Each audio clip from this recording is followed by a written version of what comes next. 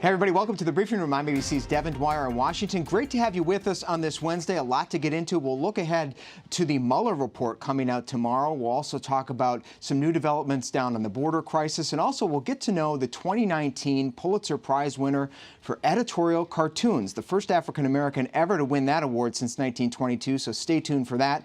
But first, I'm joined by our Chief Justice Correspondent Pierre Thomas, our investigative reporter Catherine Falders, to talk a little bit more about what's in store tomorrow. Guys, let's remind everybody what the Mueller report is, what we are actually going to get our hands on. I think we have a graphic. Here it is. It's actually titled, it's a mouthful, it's the report on the investigation into Russian interference in the 2016 presidential election. It's 400 pages. It's another one. It's divided into two sections, according to Bill Barr. It's collusion section, obstruction section. Of course, he says that it will be color-coded with a whole bunch of redactions. So, Pierre, I guess the big question is, how are we actually going to get the report? How's this going to go down? Well, we will look at a redacted version of the report, and I think it's important for people at home to understand that we've only seen less than 100 words of this 400-page report. And that even though we know the bottom line that there was no conspiracy, that Mueller concluded there was no conspiracy between the Trump campaign and the Russians, there's still a wealth of detail. We're talking about roughly 2 years worth of investigations in which they're going to lay out, here's what the Russians did, here's how they did it, how much impact did they have on the election, what were they trying to accomplish, how pervasive was it, who in the Trump world were in contact with the Russians, and some sense of why they chose not to charge anyone in connection with an actual conspiracy. Then there's the obstruction part in terms of what the president did or didn't do that gave Mueller pause. He did not exonerate the president. There were things on the pro side in terms of it being obstruction of justice and some things on the side of it not being, but he could not come to a conclusion. And I think one of the biggest questions that we have going forward is, why couldn't Mueller come to a conclusion on that issue? And so, Catherine, you're going to be one of the people reading this report, pouring into it tomorrow morning when it comes out, and you're going to be looking at the facts. To Pierre's point, we know the conclusions, but there are so many raw facts, hundreds of pages of testimony, interviews, witnesses, warrants, raw information, and I think the biggest question I have is that obstruction question. Right, and I think perhaps we can expect Barr and Mueller's report to lay out examples or not examples. He said there was both sides of the issue will be available for us to read unless there are any redactions in that portion. But I also think the other thing to really take a look at least what I'm gathering from some folks who have spoken to Mueller, from sources inside the White House, is they all seem to be really interested in what Don McGahn, the president's former White House counsel, told Robert Mueller. Now, why are they interested in him? Well, he was there for many crucial events, whether it was the firing of Comey, perhaps the floating of firing Jeff Sessions. But he also is the White House official who sat with Mueller for the longest time. He was in there for over 30 hours. So obviously we're going to be looking for that too, be paying close attention. It's also important to note that this is the first time the public will be able to read this report, as Mueller has really conducted a lot of his work in secret. And hopefully try to make some sense of it with all those color-coded redactions in there. The Attorney General did say that grand jury material, classified material, potentially disparaging material of non-charged people will be withheld, among other stuff, so we'll have to be making sense of that. I guess big picture, Pierre, one question people have headed into tomorrow is, now that we know the top lines here, we hear the president say he's exonerated. We hear even Nancy Pelosi, the Democratic speaker, say she doesn't think impeachment is a priority, given what Bill Barr has said. Why should we care about what's coming out tomorrow? I think transparency. This is one of the most important investigations conducted since Watergate, because there were aspects that did involve the President of the United States. We're going to want to know, what did Mueller find in terms of specifics about how the Russians operated? Now, we know a lot of that from the indictments of the Russian hackers, the indictments of the people that were involved in the Russian troll farm, but whatever else he adds in terms of the narrative, in terms of, what they were trying to accomplish, what this augurs in terms of the future, in terms of them attempting to hack us again. Again, we will get information about people that were indicted, but what about the people that they investigated but chose not to charge? There might be some information. Some of the most interesting, I think. For example, Don Jr.'s meeting in Trump Tower with the Russian operatives. What did Mueller conclude about that? Is that in the report? We don't know the answer to that, but if it's in there, trust me, we'll be reading that very closely. So The bottom line of it, when you have an investigation of this magnitude involving so many people, where an election was impacted to a degree or not, I think it's in everyone's interest to want to know as much as we can about what did the investigator, what did one of the top prosecutors in modern history, what did he find? And do you think we'll actually hear from Robert Mueller tomorrow? We don't. He's not going to come out and give a press conference himself. If it's true to form, the report will do the talking. He's not uttered a word publicly in nearly 2 years. Coming attractions. We'll see. All right, before we let you guys go, we did get some questions from some folks visiting town today. It's spring break season here in Washington, so a lot of people from around the country. Our Erica King was out on the mall. She caught up with Celine Alaskomuka from Virginia, who had this question. My question is, where can I find the report? All right, that's a basic one, Catherine. Well, where can we find the report when it comes out tomorrow? Well, it's 400 pages. Quite possible. It's 400 pages. It's quite possible that it could be posted on a website, right, Pierre? Is that where the general public will be able to find it? One thing they can count on is that once the press gets their redacted version, we will post the thing. I'm pretty sure of that. And the highlights. We expect that Congress will be given copies of the redacted version. I'm certain that the House and Judiciary committees will probably post it as well. And publishing houses, I think, on Amazon.com are already lining up to, you can buy a printed now, copy in advance. Now, whether that site crashes will, we'll see. to be determined. All right, let's take the next one from Cornell Burton of Michigan. He had this question. My question would be, what is the problem with letting or demanding at this point that Barr release this report to Congress as well as to the American people with no redactions whatsoever? There's some sensitivities in here, Pierre. Well, part of it is the Justice Department and the way they operate. The rules are that they typically do not release grand jury material. That's a federal law. They can go to a court and get that changed in specific instances, but that's department guidelines.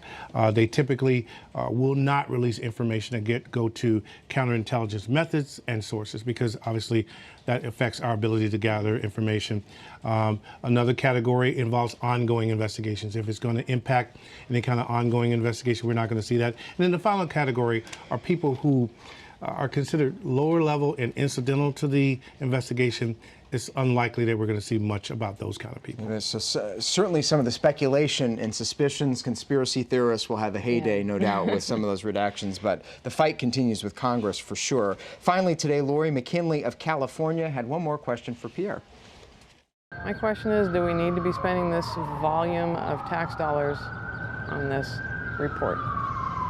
Lori's sort of channeling sort of a frustration of many Americans. We see it in the polls, too, that so much money, time, expense has gone into this thing.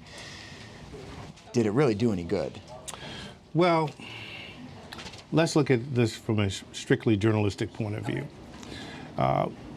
The intelligence community found, and Mueller agreed and concluded, that the Russians did hack the DNC, that they did hack John Podesta, who was Clinton's campaign chairman, that they did use a troll farm in Russia to funnel fake news, funnel fake advertisements into the American public in order to sow divisions. There were issues along racial lines. There were issues along about immigration.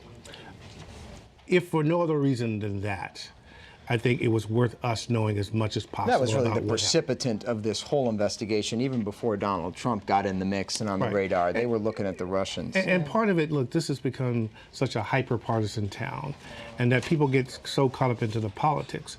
But the fact that the Kremlin decided to attempt to interfere in our election is something everyone should think about. And we will get into all that tomorrow. I know you guys both will be digging into the report. You'll be part of our special coverage here on ABC News Live, led by George Stephanopoulos, on all ABC stations. As soon as it comes out, Pierre will be leading the charge over at the Justice Department as well. One of the first, we think, maybe to get a look at the report. So Pierre Thomas, thank you so much. Catherine Faulders, thank you both. Moving on now to two major developments down at the southern border in the last 24 hours as the administration tries to get its arms around the humanitarian and security crisis that's unfolding there.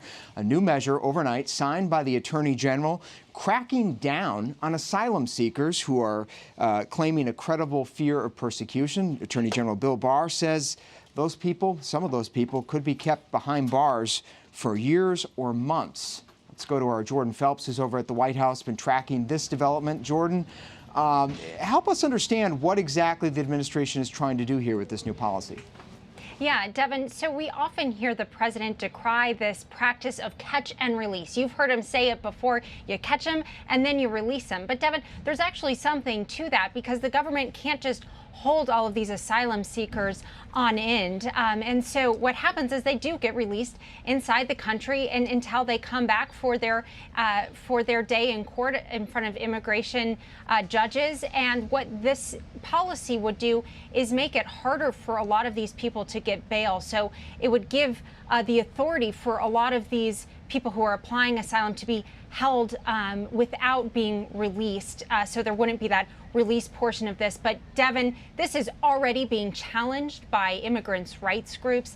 We've heard the ACLU tell the administration, we will see you in court, that this is circumventing the due process system in this country. Let's talk a little bit more about that process with Frances Arroyo. She joins us now via Skype. She is an immigration attorney. Frances, great to see you. You deal with a good number of immigrants that are making asylum claims in court.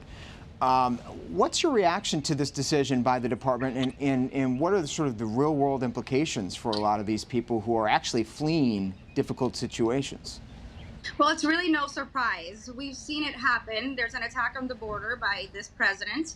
And what this case essentially says is that those people that are asking for asylum, that are at the border and are placed in expedited removal proceedings, and thereafter have a favorable determination of their credible fear interview, have no longer the right to ask for a bond. And this is a big problem, because what it's doing is sending a message to those people that are requesting asylum at the border and saying, hey, you're going to be locked up.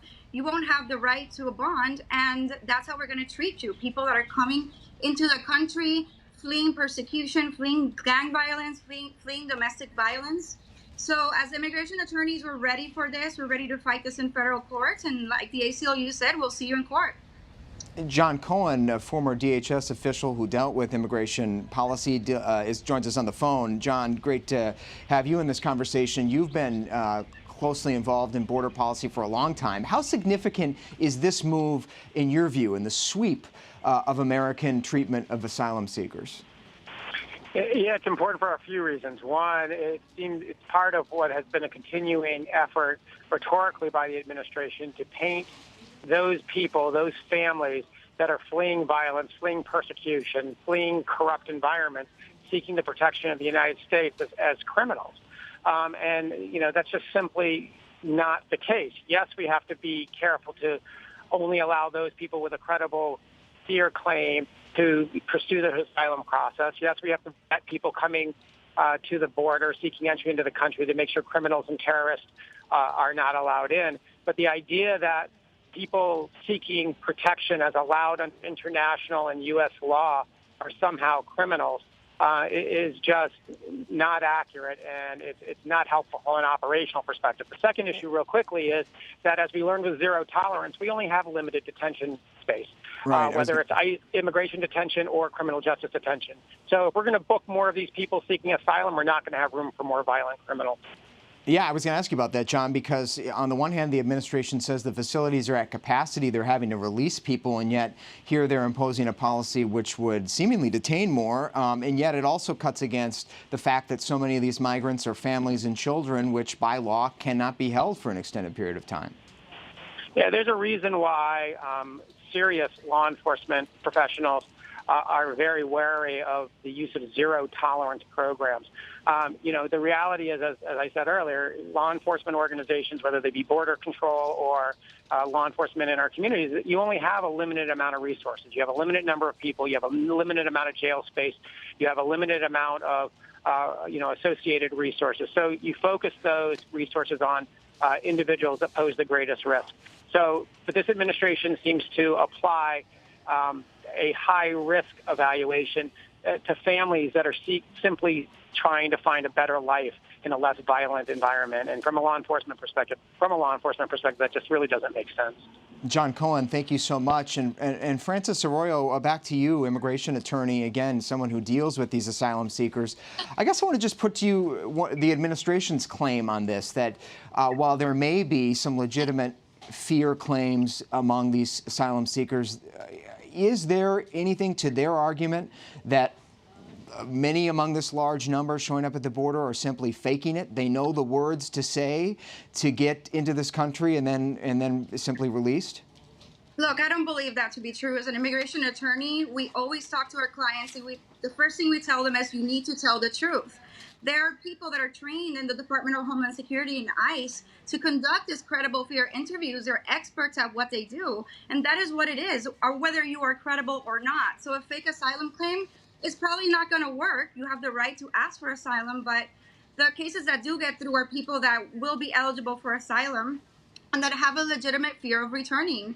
And it's very important to be able for these people to eventually get a bond hearing, because they need to, go to doctors. They need to get psychological evaluations. They need access to an attorney. These are things that are going to be very difficult to obtain from somebody that's just coming into this country if they're detained. All right, Francis Arroyo, thank you so much for joining us from California, immigration attorney. Great perspective on that issue. And continuing on the same theme, overnight, in addition to the policy, the Attorney General unveiled a bipartisan commission, the Homeland Security Advisory Council, set up by the Trump administration to give it suggestions on how to improve conditions at the border, was out with a new report. Let's put up what they recommended. It was received by the Department of Homeland Security. This advisory group of Republicans and Democrats, experts in law enforcement, suggested that the Trump administration create new processing centers, increase some medical care for these immigrants, also expedite the court hearings to get them moving through the system, and also asking, interestingly, to allow families and children to be held a little bit longer and have their data collected so they can track these families as they await their claims. Jordan Phelps joins us again from the White House. Jordan, very interesting response from the Department of Homeland Security to some of those recommendations. Yeah, absolutely. We're hearing from the acting secretary of DHS a real openness to this idea, openness to the proposals that were listed here. But Devin, kind of going back to our previous discussion, what we're really seeing here from the administration is a kitchen sink approach, throwing everything at the wall to see what will stick here. We know that the president is deeply frustrated with this issue. It was a lot of the reason why we saw Secretary Nielsen head for the exits just recently. So this is a president who needs to see his administration taking steps, taking action, and this is just one more in a series of proposals we've seen, Devin. Yeah, Jordan Phelps, thanks so much. We'll see if they actually take up any of those recommendations. Some of them have been on the table for quite some time, and this president has not taken them kindly. Jordan Phelps, thanks so much. Shifting gears now to a crisis of a different kind in this country, the opioid crisis that's ravaging much of the middle of the country in Appalachia. The Justice Department announcing this morning a major victory for government forces looking to roll back the illicit spread of those opioid drugs. Our Justice reporter Luke Barr is here. Luke, you've been pouring into this indictment. This caught our eye here at ABC News Live because it is a big one. 60 people charged in this sweep? Devin, you're absolutely right. 60 people charged, more than half doctors, medical professionals, nurse practitioners. So these aren't drug dealers, traffickers. No. These are actually doctors. No, I mean, okay. The Justice Department points out in one indictment unsealed today, 2 doctors overprescribed opioids, and that's a big thing that the Justice Department is now seeing is that doctors are overprescribing, and it's a problem. I was struck in the indictment. They said that the number of people, you said 60 doctors here, were responsible for over 350,000 fraudulent prescriptions, millions of pills out there floating around. 32 million pills, Devin. I mean, just an astounding amount. Now, some of these indictments are a little bit older. The Justice Department likes to bring these together and raise awareness for them. But I just want to point out one indictment, one case that really struck me. Is a gentleman called the Rock Doc. He prescribed over 300,000 OxyContin pills over a 3-year period. And he was one of the ones arrested. And he was one of the ones that was arrested. He was in Tennessee. Tennessee also had sort of the largest number of arrests throughout the entire state. So, and this was 5 states. This was Alabama to Louisiana, Pennsylvania, A big sweep. Big sweep. In West Virginia and Ohio were also included, and those two are two of the hotbed of the opioid problem as we're seeing. Luke Barr, thank you so much for that reporting. Speaking of West Virginia, let's go now to West Virginia where Dr. Joanna Bailey joins us. She's a medical doctor who serves a lot of clients in the Appalachia region, and especially in her community in West Virginia. Dr. Bailey, thanks so much. You've been here with us on ABC News Live before. I want to get your reaction both to this news and also get your take on the role that doctors and medical professionals play.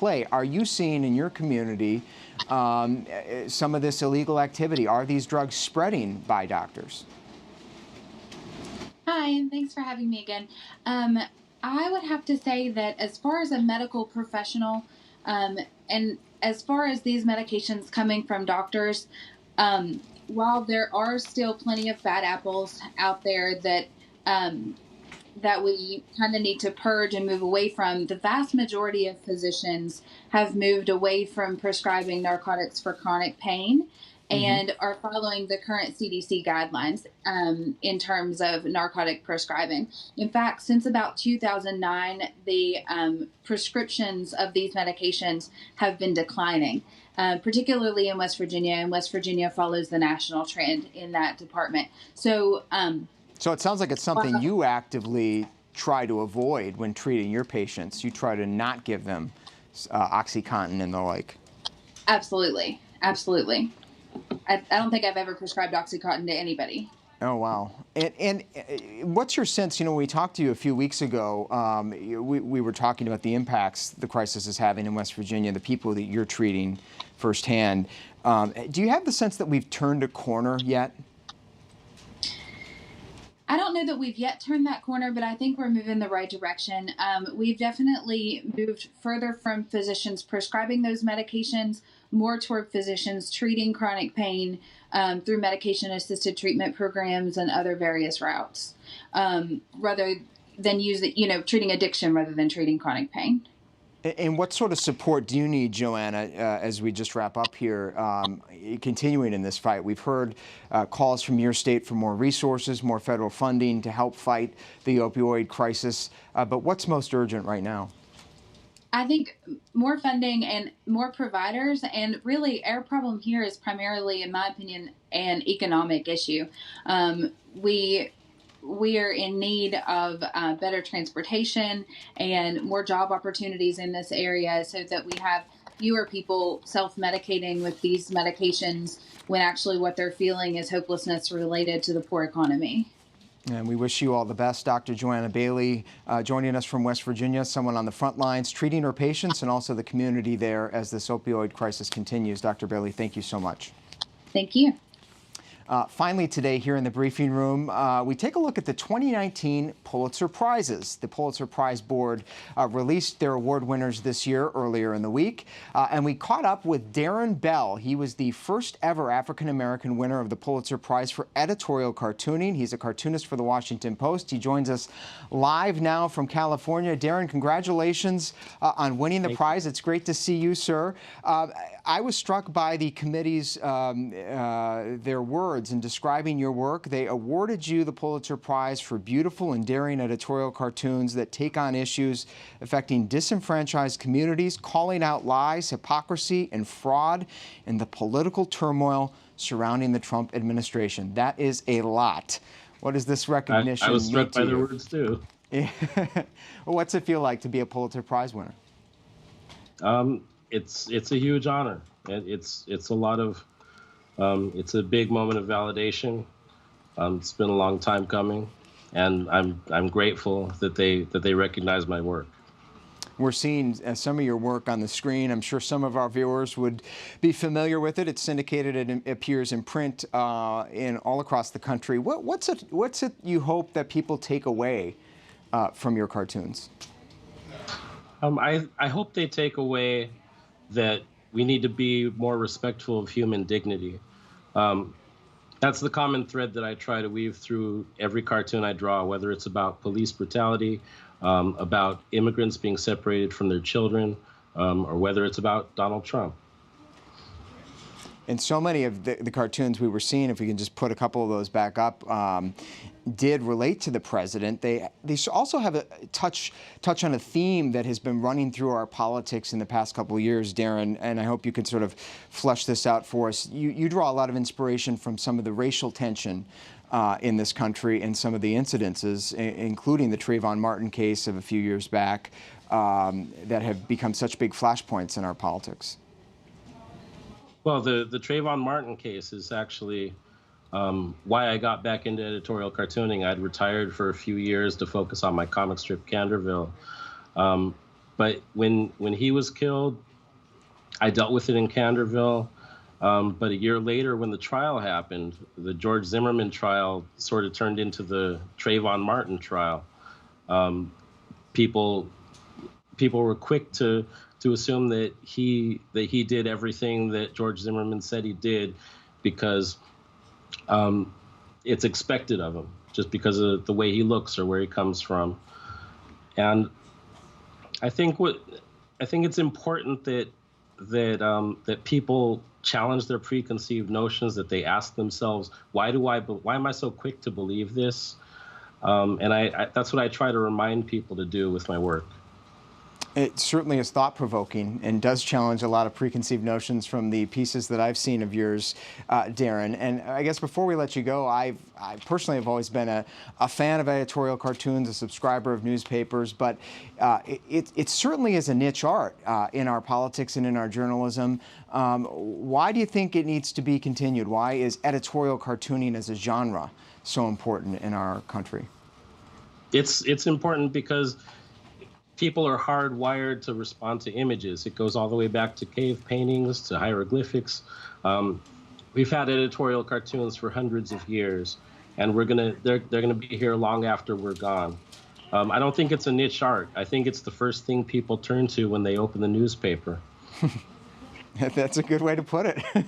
I stand corrected. It sure is. A lot of people do go right to the cartoons or the editorial page, for that matter, where your work often appears, especially in the Washington Post.